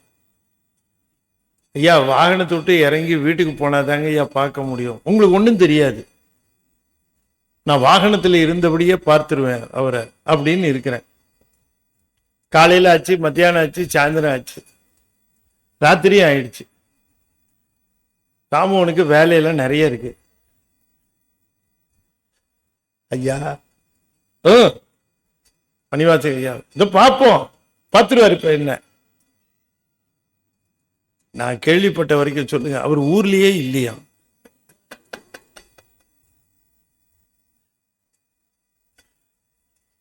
எவ்வளவு நாளைக்கு நான் இருந்தாலும் கார் ஒரு வாகனமா இருந்தது. வாகனம் கொண்டு போய் அவர்கிட்ட சேர்த்துள்ள, வாகனம் கொண்டு போய் சேர்த்துள்ள. நான் போகணும்னு நினைச்சேன் அவர்கிட்ட, அது கொண்டு போய் சேர்த்துள்ள. ரெண்டுமே கொண்டு போய் சேர்க்கல. இன்னும் எது சேர்த்துது அப்படின்னாரு, என்னுடைய உண்மையான உணர்வு என்கிற ஒன்று இருக்குமானால் பிசிக்கலா இருக்கக்கூடிய மணிவாசகர்கிட்டயே என்னுடைய மனமோ, என்னுடைய நினைப்போ, என்னுடைய மாற்றம், என்னுடைய சொல்லோ, என்னுடைய வாகனமோ கொண்டு போய் சேர்க்க முடியாதபடிக்கு சிவபெருமானிடம் என்னுடைய எண்ணங்களோ அல்லது என்னுடைய வார்த்தைகளோ கொண்டு போய் எப்படி சேர்த்து விட முடியும் என்று கேட்கிறார் மணிவாசகர். மாற்றம் என்று சொல்லக்கூடியவையும் மனம் என்று சொல்லக்கூடியவையும் ராம்மோகனுடைய கார் மாதிரி ஏறிட்டா போயிட முடியாது. இங்க கடந்து போகணும், அதை விட்டு இறங்கி எங்க போகணுமோ அங்க சென்று அவரை பார்த்து விட வேண்டும். அவர் இருக்கிற இடத்துக்கு நான் போய் சென்று பார்க்க வேண்டுமே தவிர நான் வாகனத்தை பெற்றுக்கொண்டு வாகனத்திலேயே இருப்பேனே ஆனால் அவரை பார்க்க முடியாது. நான் திருவனந்தபுரத்தில் ஒருவரை பார்க்க வேண்டும் என்றால் திருவனந்தபுரத்தில் ட்ரெயின்ல ஏறினா ட்ரெயின்ல ஏறிட்டு ட்ரெயின்ல இறங்கிடணும், ட்ரெயின்ல இருந்து இறங்கிடணும். முக்கியமா ஸ்டேஷனை விட்டு வெளியில வரணும். நான் திருவனந்தபுரம் போன உடனேயே நான் பார்த்து விட முடியுமா ஒருவரை? பெங்களூர் போன உடனே ஒருத்தரை பார்த்து விட முடியுமா? ஹைதராபாத் போன உடனே பார்த்து விட முடியுமா? எனக்கு உதவி செய்த ஸ்டேஷன்ல இருக்கக்கூடிய ட்ரெயின் என்னை இறக்கி விட்டுட்டு போயிடும். அது போல எனக்கு கொடுக்கப்பட்ட திருமுறைகளாக இருக்கட்டும், எனக்கு கொடுக்கப்பட்ட மற்ற சாதனங்களாக இருக்கட்டும், இவை எல்லாமே நான் என்னுடைய உணர்வினாலே கடந்து சென்று உணர்வினாலே தான் சிவபெருமானை அடைய வேண்டும். அப்படித்தான் நான் அடைந்தேன் என்று மணிவாசகர் சொல்லுகிறார். சாதனங்களை ஓரளவிற்குத்தான் கொண்டிருக்க வேண்டுமே தவிர சாதனங்களை கடக்கவும் தெரிந்திருக்க வேண்டும். ஒரு சாதனத்தை நாம் பெற்றிருக்கிறோம் என்ற சாதனத்தினுடைய பயன் என்ன? ஒரு இடத்திற்கு சென்று சேருவதற்கு பயன்படுகிற அந்த வாகனம் சென்று சேருவதற்கு பயன்படுமே தவிர சென்றவரிடம் சேர்த்து விட்டு விடாது. அது சேர்த்து விடுவது எது என்று கேட்டால் சாதனத்தை தாண்டிய ஆன்மாவினுடைய முயற்சி, விருப்பம். இதுதான் ரொம்ப முக்கியம். எனவே மாற்றமும் மனமும் என்று சொல்லக்கூடியது, மாற்றம் என்று சொல்லுவது சொல், மனம் என்பது நினைப்பு. மனோவாக்கதீத கோசரமானவன் என்று சிவஞான போதத்திலே வரும். என்னுடைய எண்ணத்திற்கும் என்னுடைய சொல்லுக்கும் அப்பாற்பட்டவனாக அவன் விளங்குகிறான். அப்படி என்னுடைய சொல்லுக்கும் என்னுடைய எண்ணத்திற்கும் உரியவனாக விளங்குகிற நிலை ஒன்று. ஆனால் பெற வேண்டிய நிலை அதை தாண்டி போய்த்தான் அவனை பெற வேண்டும். அப்படி அந்த மாற்றம் என்று சொன்னால் பேச்சு, சொல்லு, மனம் என்று சொன்னால் நினைப்பு. அப்படி இந்த இதுக்கு இன்னும் ஒன்று சொல்வார்கள். மாற்றம் என்று சொல்லுவது பாசஞானம், மனம் என்று சொல்லுவது பசுஞானம். பாசஞானத்தையும் பசுஞானத்தையும் தாண்டி போய் பதிஞானத்தால் தான் அவரை பெற முடியும் என்று அவன் அருளாலே அவன் தாழ் வடங்கி என்று சொல்லுவது போல சாதனங்கள் நமக்கு நிறைய தரப்பட்டு இருக்கிறது. ஆனால் சாதனங்களை மட்டுமே பயன்படுத்தி கொண்டு உணர்வை பெருக்காமல் விட்டுவிடக்கூடாது. நம்முடைய உணர்வுகளை பெருக்கிக் கொள்ள வேண்டும். அதைத்தான் குறிப்பிடுகின்றார். எனவே மாற்றத்திற்கும் மனதிற்கும் அப்பாற்பட்டு உணர்வுகளை பெருக்கிக் கொண்டே அதிலே போக வேண்டும். கறந்த பால் கண்ணலோடு நெய் கலந்தாற் போல சிறந்தடியார் சிந்தனையுள் தேனூரி நின்று பிறந்த பிறப்பருக்கும் எங்கள் பெருமான் நிறங்கள் போல ஐந்துடையாய் விண்ணோர்கள் ஏத்த மறைந்திருந்தாய் எம்பெருமான் வல்வினையேன் தன்னை மறைந்திட மூடிய மாய இருளை அறம்பாவம் என்னும் அருங்கயிற்றால் கட்டி புறந்தோல் போர்த்தெங்கும் புழுவழுக்கு மூடி மலம் சோறும் 9 வாயிற்குடிலை மலங்கப் புலனைந்தும் வஞ்சனையை செய்ய விலங்கு மனத்தால் விமலா உனக்கு கலந்த அன்பாகி கசிந்து உள்வுருகும் நலந்தாங்கிலாத சிறியேற்கு நல்கி கறந்த பால் கண்ணலோடு நெய் கலந்தார் போல. என்ன சொல்றாரு? கறந்த பால் கண்ணலோடு நெய் கலந்தார். கறந்த பால் அப்படின்னு என்ன அர்த்தம்? பிளாஸ்டிக் பாக்கெட்ல அடைக்கப்பட்ட பால் இல்லை, ஃப்ரெஷ் மில்க். அப்ப கறந்த பால் தெரியும் போல இருக்கு அவருக்கு, பின்னால அடைச்சு விற்பானுங்கன்னு. அது எத்தனையோ நாள் பால் தான். அதனாலதான் அடைக்கப்பட்ட பால் இல்லை, இது கறந்த பால். பால்னா கறந்து தானே கிடைக்கும், அது சொல்லணுமா? பால்னா கறந்தா தானே பால். அது பால் சொல்லணுமான்னு கேட்டா சாமிக்கு தெரியும். கறந்த பால் காய்ச்சாமலேயே சுவையா இருக்கும், ஜாஸ்தி இனிப்பா இருக்கும் கறந்த பால். அதுல கொஞ்சம் சர்க்கரை போட்டா எப்படி இருக்கும்? சூப்பரா இருக்கும். பால்ல சர்க்கரை போட்டா இனிப்பா இருக்கும், நல்லா இருக்குமா இருக்காது? அதுல கொஞ்சம் நெய் ஊத்துனா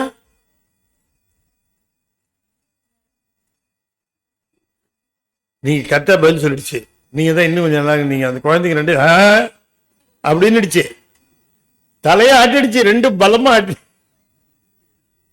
பால்ல சர்க்கரை போட்டேன்னு சொல்ற உடனே நல்லா இருக்கும், இனிப்பா இருக்கும்னு செய்ய 2 குழந்தைங்களும். அதுல கொஞ்சம் நெய்யும் ஊத்துனான்னு உடனே 2 என்ன சொல்லிச்சு தெரியுங்களா? அப்படிச்சு. நீங்க சொன்னது பதில் தான் கரெக்ட். 2 பேர் சொன்ன பதிலை விட 2 பேர் காட்டின எக்ஸ்பிரஷன் இருக்கு பாரு.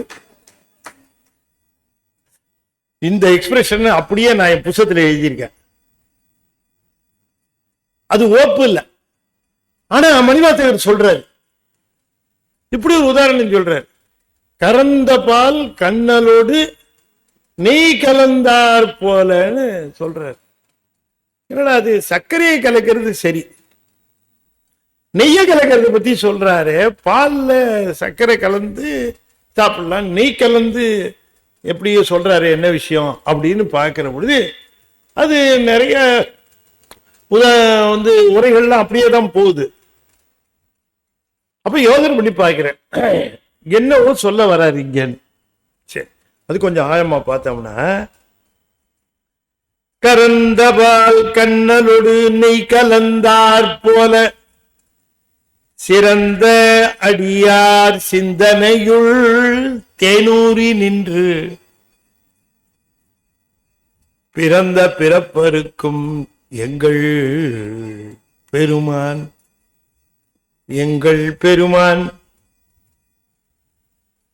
நீ கலந்தார் போல தேனூரி நின்று சிறந்த அடியார் சிந்தனையுள் தேனூரி நின்று. இப்ப என்ன டவுட் வருதுன்னா, 2 விதமான அடியாரை சொல்லுகிறாரோ அப்படின்னு ஒரு சந்தேகம் வருது.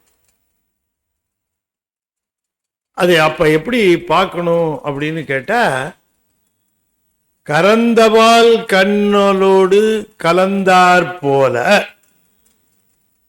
கறந்தபால் நெய்யோடு கலந்தார் போல, அப்படி பிரிச்சுக்கணும் போல இருக்கு. அடியார்கள் 2 விதம். ஒண்ணு பால்ல சர்க்கரை கலந்த மாதிரி. பால்ல சர்க்கரை கலந்தா பாலை சாப்பிடும்போது அதுல சர்க்கரை இருக்குன்னு நல்லா தெரியும் நமக்கு, அதுல தெளிவா சர்க்கரை இருக்குன்னு தெரியும்.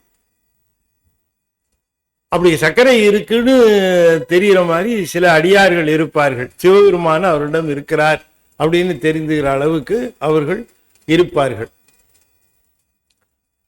இருமாந்து இருப்பன்கோளோ, திருமான் ஏந்தி தன் சேவடி கீழே இருமாந்து இருப்பன்கோளோ. பாலில் கண்ணல் இனிப்பு கலந்தது மாதிரி அவர்கள் தெள்ள தெளிவாக சிவம் கலந்திருக்கிறது தெரியும். இன்னும் சிலர் இருப்பார்கள், அவர்கள் பாலில் நெய் கலந்தார் போல, பால்ல நெய் பாலாவே இருக்கும், அதுபோல சிவத்தோட கலந்து அவர்கள் சிவமாகவே இருப்பார்கள். அந்த அடியார்கள் இப்ப ரெண்டு அடியார்களை சொல்லுகிறார். ஒரு அடியார் கண்ணல் கலந்தார் போல, ஒரு அடியார் நெய் கலந்தார் போல. நெய் கலந்தால் சிவமாகவே இருப்பார்கள். அப்படி இருக்கிறவர் மணிவாசக பெருமான். எப்படி இருக்கிறவங்க? இந்த மாதிரி ரெண்டு விதமான அடியார்கள் உண்டு. அவர் சொல்றார், சாமி சொல்றார், இரண்டு விதமான அடியார்கள் உண்டு. அவர்களிடம் சிவமானது விளங்கி தோன்றுவதை பார்க்கலாம். அவர்களும் இருப்பார்கள், சிவமும் இருப்பார்கள். அவர்களிடம் சிவம் இருப்பதை பார்க்கலாம். இன்னும் சிலர் இருக்கிறார்கள், அவரிடம் அவர்களை பார்க்க முடியாது, சிவத்தை மட்டும்தான் பார்க்க முடியும். அப்படி இருக்கிறவர்கள் இருக்கிறார்கள். இரண்டு விதமான அடியார்கள். இரண்டு பேருடைய சிந்தனையிலும் தேனூறி நிற்பான் சிவபெருமான். அவர்கள் இருவருக்குமே தேனூறுகிற அனுபவத்திலே சிவபெருமான் விளங்கி கொண்டிருப்பார். கரந்த பால் கண்ணலோடு நெய் கலந்தார் போல சிறந்த அடியார், அவர்கள் சிறந்த அடியார்கள். சிந்தனையுள் தேனூரி நின்று, அதனால என்ன ஆகும்? அப்படி தேனூரி நிற்கிறதுனால பிறந்த பிறப்பருக்கும், பிறந்த பிறப்பு, இதுவரைக்கும் எத்தனையோ பிறப்புகள் பிறந்து வந்து விட்டார்கள். ஆனால் இப்ப பிறந்த இந்த பிறப்பு இருக்க, இது அறுத்துருவார் இதோட. அதுதான் திருவாசகத்தினுடைய நோக்கம். நம்ம திருவாசகத்தை ஓதி ஓதி அந்த உணர்வை பெற்றுவிட வேண்டும். அந்த உணர்வு, பெருமானே எங்கள் பிறப்பருக்கும் பிஞகனே என்று சொல்லக்கூடிய அந்த பிறப்பருக்கும் அந்த பெருமையை சிவபெருமானிடமிருந்து பெற்றுவிட வேண்டும். அதனால தான் சொல்லுகிறார், பிறந்த பிறப்பருக்கும் எங்கள் பெருமான். அவன் எப்படி அந்த பிறந்த பிறப்பு என்று சொன்னால், இப்ப பிறந்துட்டோம், இதை பயன்படுத்தி நாம நம்முடைய பிறப்புகளை தவிர்த்து கொள்ள வேண்டும். அதை செய்ய வல்லவன் சிவபெருமான் தான். பிறந்த பிறப்பருக்கும் எங்கள் பெருமான் நிறங்கள் ஓர் ஐந்துடையாய் மின்னோர்கள் எத்த மறைந்திருக்கும் எம்பெருமான். நிறங்கள் ஓர் ஐந்துடையாய், பஞ்சவர்ணேஸ்வரர்னு பேரு. திருச்சிராப்பள்ளிக்கு பக்கத்துல உறையூர்னு ஒரு ஊரு, திருமுக்கிச்சரம் அப்படின்னு பேர். அதுக்கு போயிருக்கீங்களா? ஒருத்தர் கை தூக்குறார், 2 பேர் தூக்கிட்டாங்க, 3 ஆச்சு. என்னது போனது இல்லையா? உறையூர் தாய்மானவர் பார்த்துட்டு அங்க பக்கத்திலேயே உறையூர். ரொம்ப பேர் ஏன் வம்புடு தூக்காம இருக்கிறாங்க, பார்த்துருப்பாங்க. திருமுக்கிச்சரம் ரொம்ப நல்லா இருக்கும். அங்க இருக்கிற சாமி பேரு பஞ்சவர்ணேஸ்வரர். அங்க இருக்கிற சாமி பேரு பஞ்சவர்ணேஸ்வரர்னு பேரு. சாமி 5 வர்ணம். பஞ்சவர்ணம் என்று சொன்னால் 5 எழுத்துன்னு அர்த்தம்.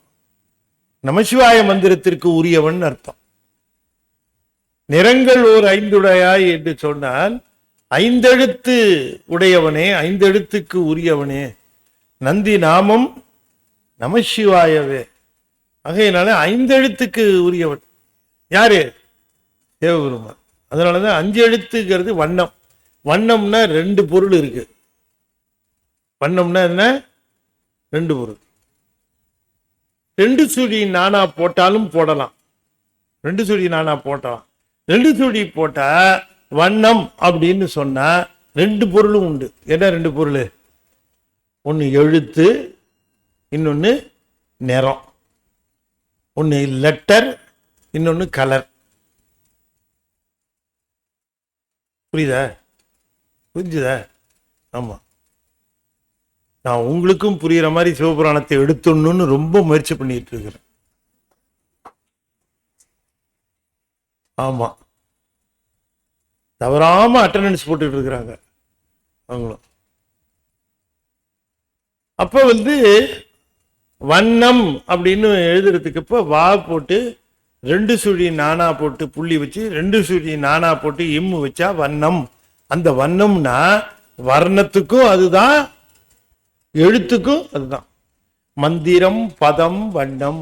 6 அத்துவாக்கள்ல 3 அத்துவா. சொல் பிரபஞ்சம், பொருள் பிரபஞ்சம்ங்கிறது. சொல் பிரபஞ்சத்துக்கு மந்திரம், பதம், வண்ணம் அந்த வண்ணம்ங்கிறது அந்த இடத்துல எழுத்துன்னு அர்த்தம்.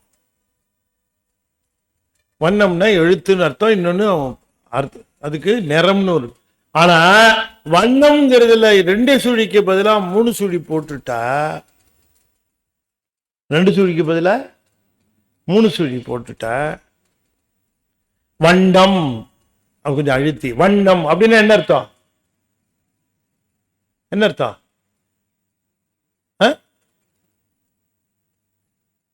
வண்ணம்னு 3 சுழி நானா போட்டு வண்ணம். யார் சொன்ன? கரெக்டா சொன்னாங்க. யாரு சொன்னா? கலரா? கை தட்டுங்கப்பா. கலரு, கலர்னு அர்த்தம். என்ன அர்த்தம்? கலர்னு. ஆனா இன்னொரு அர்த்தம் இருக்கு.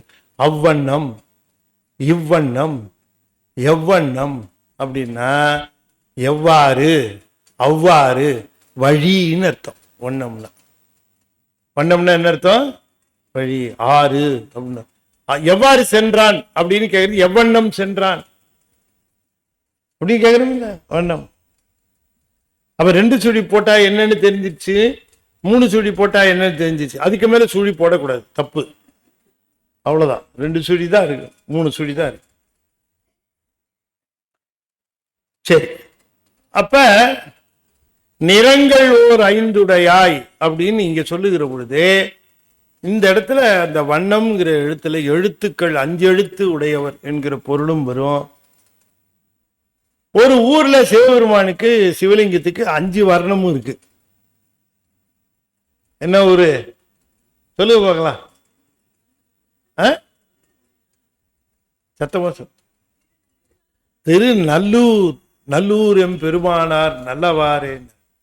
திருநல்லூர்ல இன்னைக்கும் சிவபெருமான சிவலிங்கத்தை போய் பார்த்தா காலையில ஒரு நேரம், உச்சியில ஒரு நேரம், பிற்பகல்ல ஒரு நேரம், மாலையில ஒரு நேரம், 5 வர்ணம் வருது. நாங்க போயிருக்கும் போது ஒரு வர்ணம் பார்த்தோம். மத்தியானம் ஒரு காப்பர் கிளாடு மாதிரி இருந்தது அந்த வர்ணம். 5 வர்ணம் வரும். இருந்து பாக்குறதுன்னா பாருங்கன்னாங்க சிவாச்சாரியார் சொன்னார். அப்படி 5 வர்ணமும் வருகிறவர் அது பஞ்சவர்ணேஸ்வரர். அதுக்கும் பொருத்தமா தான் இருக்கு. நிறங்கள் ஓர் 5 நிறங்கள் ஓர் 5 விண்ணோர்கள் ஏத்த மறைந்திருந்தாய் எம்பெருமான். விண்ணவர்கள்லாம் ஏத்துகிறார்கள்லாம் மறைந்திருக்காராம், வெளியிலேயே வரலையா. விண்ணவர்கள் ஏத்துகிறார்கள், விண்ணவர்கள் ஏத்துகிறார்கள், சுவாமி மறைந்திருக்கிறார். விண்ணோர்கள் ஏத்த மறைந்திருந்தாய் எம்பெருமாய், அடியார்கள் ஏத்த விளங்கி தோன்றுகிறாய் எம்பெருமான். அடுத்தது நம்ம வர வச்சுக்கணும். விண்ணோர்கள் ஏத்துனா மறைஞ்சிருக்கிறானா, வரதில்லை வெளியில. ஆனால் அடியவர்கள் ஏத்து பொழுது வெளிப்பட்டு தோன்றுகிற. விண்ணோர்கள் ஏத்த மறைந்திருந்தாய் எம்பெருமான், நீ வெளிப்பட்டாய். இதற்கு வல்வினை ஏன் தன்னை மறைந்திட மூடிய மாய இருளை அறம்பாவம் என்னும் அரும் கயிற்றால் கட்டி. மறைந்திட மூடிய மாய இருள், இருள் அப்படின்னு சொல்லுகிறார். என்ன மறைந்திட மூடிய? என்னுடைய அறிவை மறையும்படியாக அதனை மறைத்து, என்னுடைய அறிவு இச்சை செயல்பட முடியாதபடிக்கு என்னுடைய அறிவு முழுவதையும் மறைத்திருந்த ஆணவ இருள், அதனை மாய, அதனை நீங்குமாறு. மாய இருளைங்கிறது இருளை மாய, மாய்தல்னா நீங்குதல் இல்லையா. மாய்ந்து போனான், மாய்தல்னா நீங்குதல் அர்த்தம். அப்ப அதை மாத்தி போட்டுக்கணும். என்னுடைய அறிவை வல்வினையேன் தன்னை என்று சொன்னால் வலிய வினைகளினாலே பிறப்புகளை பெற்றுக் கொண்டிருக்கக்கூடிய நான், இப்படிப்பட்ட பிறப்புகளை பெறுவதற்குரிய காரணம் என்ன என்று கேட்டால், என்னுடைய அறிவை இந்த ஆணவ இருளானது மறைத்திருக்கிறது. அதனால எனக்கு செயல்பாடு இல்லாமல் இருந்தது. அதனாலே என்ன செய்தார்? இந்த இருளை மாய, இருளை நீங்குவதற்காக அறம்பாவம் என்னும் அரும் கயிற்றால் கட்டி, புண்ணிய பாவங்கள் என்று சொல்லக்கூடிய கயிறு தான் நம்மளை கட்டிட்டு இருக்கு இந்த உடம்பை. அறம்பாவம் என்னும் அருங்கயிற்றால் கட்டி புறந்தோல் போர்த்து, வெளியில ஒரு போர்வையை வேற போர்த்தி வச்சிருக்கிறார். அந்த போர்வைக்கு கலர் வேற கொடுத்திருக்கிறார். சிவப்பு, கருப்பு, கோதுமை நிறம் இல்லையா? அப்படிதானே? புறந்தோல் போர்த்து. அது கொஞ்சம் விலகுச்சுன்னா உள்ள புழு அழுக்கு, உடம்பு முழுக்க கிருமிகள் தான் எங்கு பார்த்தாலும். நம்ம பார்த்து நாமே அருவருப்படைஞ்சிருவோம். ஆனால் அதை மறைத்து வெளியில ஒரு தோலை போட்டு போர்வையாக அதை மறைத்து இழுத்து வச்சு கட்டி அதை நாம கொண்டாடுற விதம் இருக்க, அப்படி கொண்டாடுறோம் அத இல்லையா? அறம்பாவம் என்னும் அருங்கயிற்றால் கட்டி புறந்தோல் போர்த்தெங்கும் புழுவழுக்கு மூடி மலம் சோறும் 9 வாயிற்குடிலை. மலம் சோறும் 9 வாயிற்குடிலைனர். அந்த உடம்பில் இருந்து, அந்த உடம்பு காரணத்தினாலே அதிலிருந்து அழுக்கானது 9 நவத்வாரங்கள் வழியாக வெளியேறிக்கொண்டே இருக்கிறது. அது போய்கொண்டே இருக்கிறது. அப்படி நவத்வாரங்களில் இருந்து அழுக்கை வெளியேற்றுகின்ற இந்த உடம்பிற்குள்ளே நான் இருப்பது நியாயம், நீயும் கூட சேர்ந்து இருக்கிறாயே, இது என்ன அநியாயம்னாரு. நான் இருக்கிறேன், நான் விட பண்ண, நான் இருக்கிறேன், நீயும் அல்லவா சேர்ந்து. குடிலைனாரு. குடிலுக்குள்ளே இருக்கிறவன் குடிலை. குடிலை என்று சொன்னால் குடிலுக்குள்ளே இருக்கிறவனே என்று சொல்லுகிறார். அப்படிதானே சொல்லிக் கொண்டு வருகிறார். புறந்தோல் போர்த்தெங்கும் புழு அழுக்கு மூடி மலம் சோறும் 9 வாயிற்குடிலை. அந்த குடிலையிலே நீ இருக்கிறாய். இந்த உடம்பை எனக்கு தந்திருக்கிறாய். ஏன் என்று சொன்னால் இருளை மாய, என்னுடைய அறிவை மறைந்திட மூடிய இருளை மாய, இந்த ஆணவ மலத்தை நீக்குவதற்காக என்னுடைய கண்ம மலத்தினுடைய அடிப்படையிலே மாயா மலத்திலிருந்து உடம்பை தந்திருக்கிறாய். அங்கேயே என் கூடவே இருக்கிறாய். இந்த உடம்பை நான் பயன்படுத்துவதற்கு நீ துணை இருந்தால்தான் நான் பயன்படுத்த முடியும்.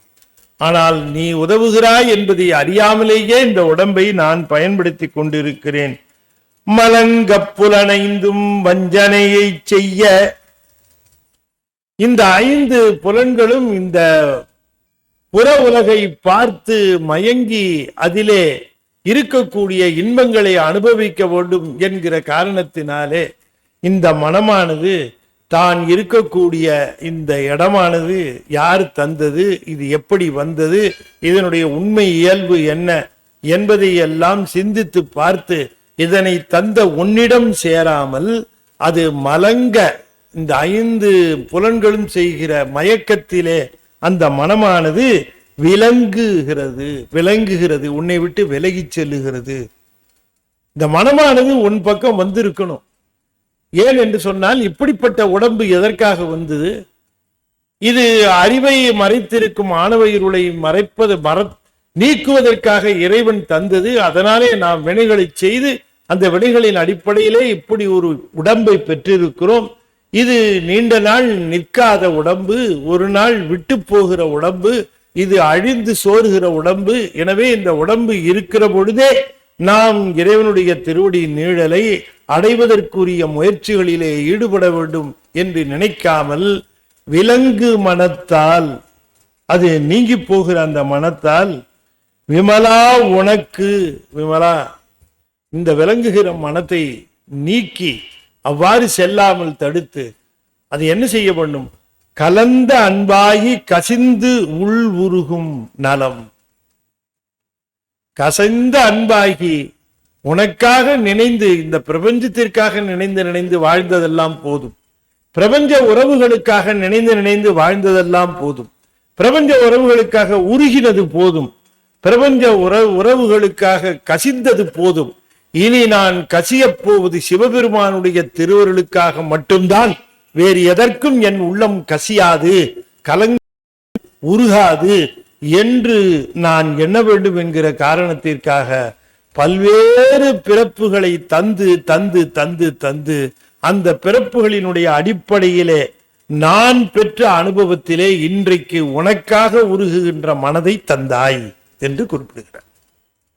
அப்ப அந்த மனம் வரணும்னா இத்தனை பிறப்புகள் கடந்து, அதனாலதான் சொன்னார் நல்கினர், கலந்த அன்பாகி கசிந்து உள்ளுருகும் நலம்தான் இல்லாத சிறியேற்கு நல்கி. என்னத்தை நல்கினார்? பல்வேறு பிறப்புகளையும் பல்வேறு பிறப்புகளிலே வருகிற அனுபவங்களையும் நல்கி. அப்படி அனுபவங்களை நல்கி அதனால் பெற்றது உனக்கு கலந்த அன்பாகி கசிந்து உள்ளுருகும் நலம். கலந்த அன்பாகி, கலந்த அன்புன்னாரு. அன்பு இருக்கு, கலக்கல கலக்கல, தனியா இருக்குது. அன்பு தனியா இருக்கு, சாமி தனியா இருக்குது. அன்பு தனியா கலக்கவே இல்லை. எண்ணெயும் தண்ணியும் கலக்காதது போல நம்முடைய அன்பும் சிவபெருமானுடைய திருவருளும் கலக்கல, எல்லாம் தனித்தனியா இருக்கு. கலந்த அன்புன்னாரு. கலந்த அன்பு வேண்டும். அந்த அன்பு என்பது மனம் மொழி மெய்கள் மூன்றும் அர்ப்பணிக்கப்பட்டு தோன்றுகிற அன்பு. அந்த நலம்தான் இல்லாத சிறியருக்கு அதை நல்க வேண்டும். தன்னை யார் வேண்டும் என்று விரும்புகிறார்களோ அவர்களுக்கே தன்னை தருகின்றார். தன்னை விரும்புகிறவர்களுக்கு, தன்னை வேண்டி நிற்கிறவர்களுக்கு தன்னை தருகின்றார்.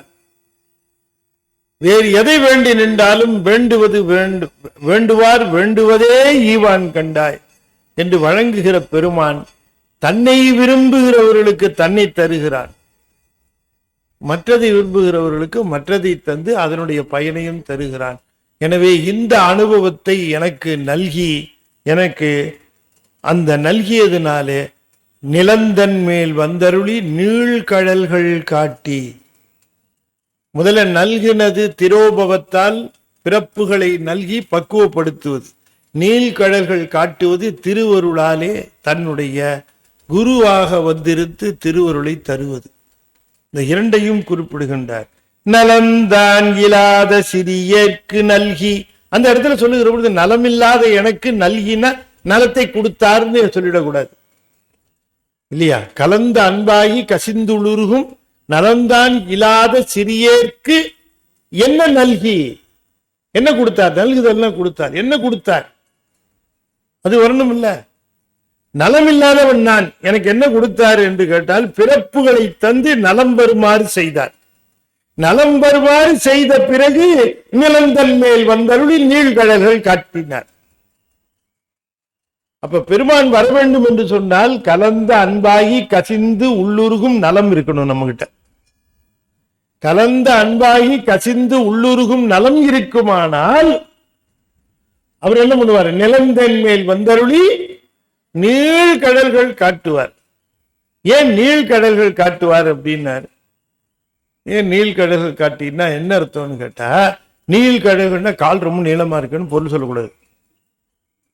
நீழ்கடல்கள் காட்டி, நீழ்கடல்கள் காட்டினா நீ தேடி போவேனா, நீ இருக்கிற இடத்துல வந்து திருவடியை காட்டுவார். நீழ்கடல்கள்னா நீ எங்க இருக்கிறியோ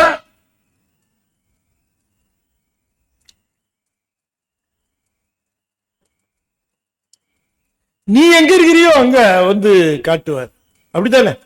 இப்ப திருப்பரந்துரைக்கு வந்து காட்டினாரா, இல்ல இவரு தில்லைக்கு போனாரா, இல்ல இவருக்கு வந்து குருவா வந்தது எங்க? கைலாயத்திலையா? எங்க காட்டினார்? இவர் இருக்கிற பாண்டிய நாட்டுல திருப்பரந்துரையில போற வழியில இருக்கிற இடத்துல வந்து காட்டினார். அதனாலதான் நீழ்கடல்கள் காட்டினார். நீழ்கடல்கள் காட்டி என்று சொன்னால் நீ எந்த இடத்திலே அந்த நலத்தை பெற்றிருக்கிறாயோ அந்த இடத்திலேயே உன்னை தேடி வந்து தருவார். அதைத்தான் சொன்னார். நிலந்தன் மேல் வந்தருளி நீழ்கடல்கள் காட்டி நாயில் கடையாய் கிடந்த அடியேற்கு தாயில் சிறந்த. அதாவது மணிவாசகர் 2 ஸ்கேல் வச்சிருக்காரு. இந்த பிறப்புகள், இந்த பூமியில பிறந்த பிறப்புகளுக்கு 2 ஸ்கேல் வச்சிருக்காரு. ஒன்னு ஸ்கேல் அப், இன்னொன்னு ஸ்கேல் டவுன். ஒன்னு மேல் நிலை, இன்னொன்னு கீழ்நிலை. அவர் சொல்றது வரைக்கும் அந்த மேல்நிலைக்கு மேல ஒரு பிறப்பு இல்லை, இந்த கீழ்நிலைக்கு கீழே இன்னொரு பிறப்பு இல்லை. மேல ஒரு நிலை, கீழே ஒரு நிலை. மேல இருக்கிற நிலை பிறப்புகள்லயே ரொம்ப உயர்ந்தது தாய். பிறப்புகள்லயே ரொம்ப உயர்ந்தது தாய். பிறப்புகள்லயே ரொம்ப கீழானது பன்றிலாம் கூட இல்லை, கழுத கூட கிடையாது. என்ன தெரியுமா? நாய். மேல் நிலை எது? தாய். கீழ்நிலை எது? நாய். இவர் சொல்றார், சாமி நீர் மேலானதற்கும் மேலான தாயை விட மேலானவன், நான் கீழானதற்கும் கீழான நாயை விட கீழானவன் என்று சொல்லுகிறார். இதுதான் நம்ம தொடக்கத்துல பார்த்தோமே. தன்னுடைய இயல்பு தான் எந்த உயர்ந்த நிலை அடைந்தாலும் தன்னை தாழ்ந்த நிலையாகவே கருதி இயல்பாகவே கருதுறது. இன்னும் நமக்கு கிடைக்கல என்று நினைப்பது, இன்னும் சிவபெருமானுடைய திருவருள் கிடைக்கவில்லை என்று எண்ணுகிறவர்களுக்குத்தான் திருவருள் தொடர்ந்து கிடைத்து, நான் பெற்றுவிட்டேன், திருவருளை பெற்றுவிட்டேன் என்று சொன்ன அறிஞர் ஒருத்தரும் கிடையாது, அருளாளர் ஒருத்தரும் கிடையாது.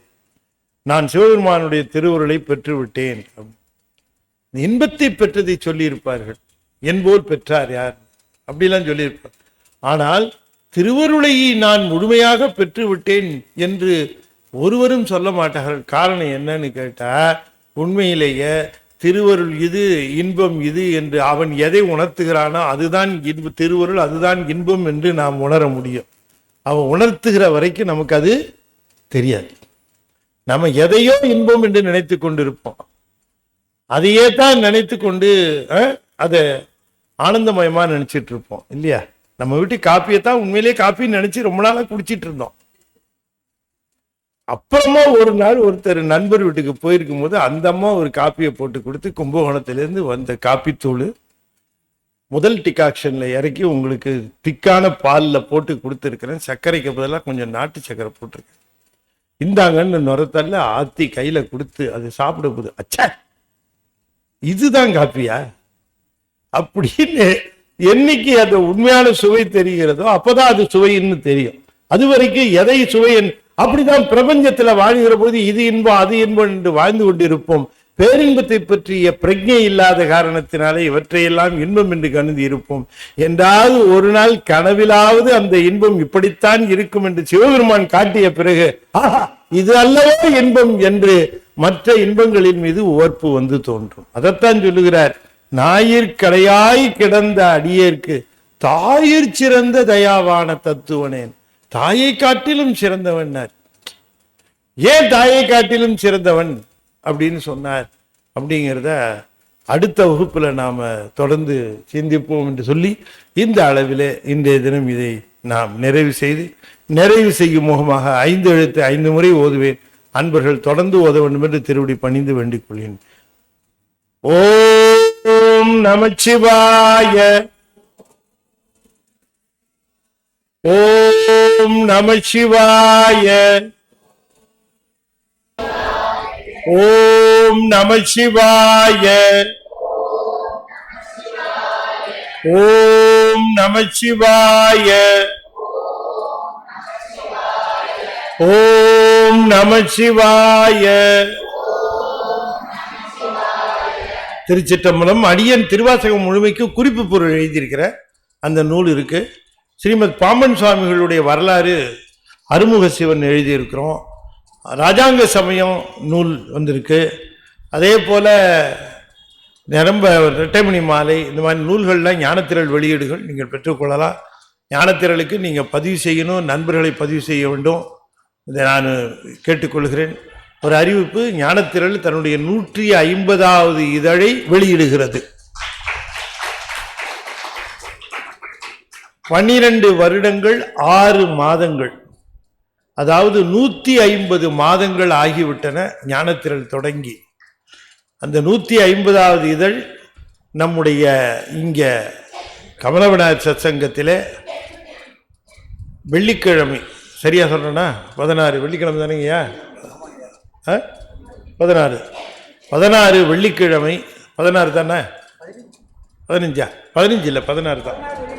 16 வெள்ளிக்கிழமை 16ஆம் தேதி அன்னைக்கு இங்கு சிறப்பான விழா ஏற்பாடாகி இருக்கிறது. எல்லாரும் அவசியமா வந்துருங்க. மிகப்பெரிய ஒரு இசை அரங்கு. கரூர் சுவாமிநாதன் அவர்கள் திருமுறை இன்னிசை வழங்குகிறார்கள். 6 மணிக்கெல்லாம் இங்க 5:45 அசம்பிள் ஆயிடுங்க. இடம் கிடைக்காது. 6 மணிக்குள்ள வந்து இங்க சீட்டை பிடிச்சிருங்க. இங்க சீட்டை பிடிக்கிறவங்களுக்கு அங்க சீட்டு நிச்சயம். ஆமா, அதனால சீட்டை பிடிச்சிருக்கேன். 5:45 வந்துடுங்க. 6 மணிக்கு. ஏன்னா அவர் எங்கேருந்து வராரு, நம்ம நல்ல ஆதரவு தரணும். 6லேருந்து, அதனால தான் 5:30 வைக்கல, 6 மணிக்கு. 6லேருந்து 7:30 அருமையாக பாடுறார், கேளுங்க.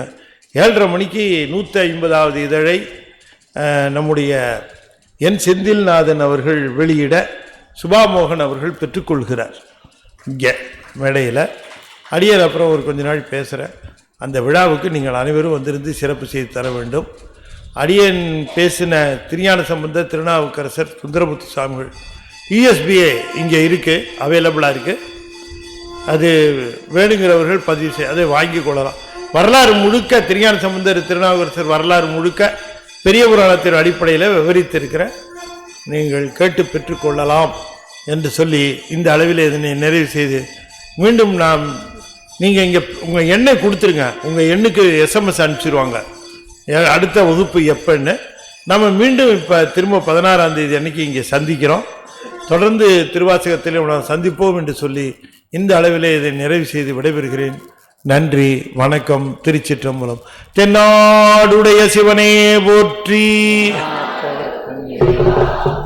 வெற்றிவேல் முருகனுக்கு. திருச்சிற்றம்பலம்.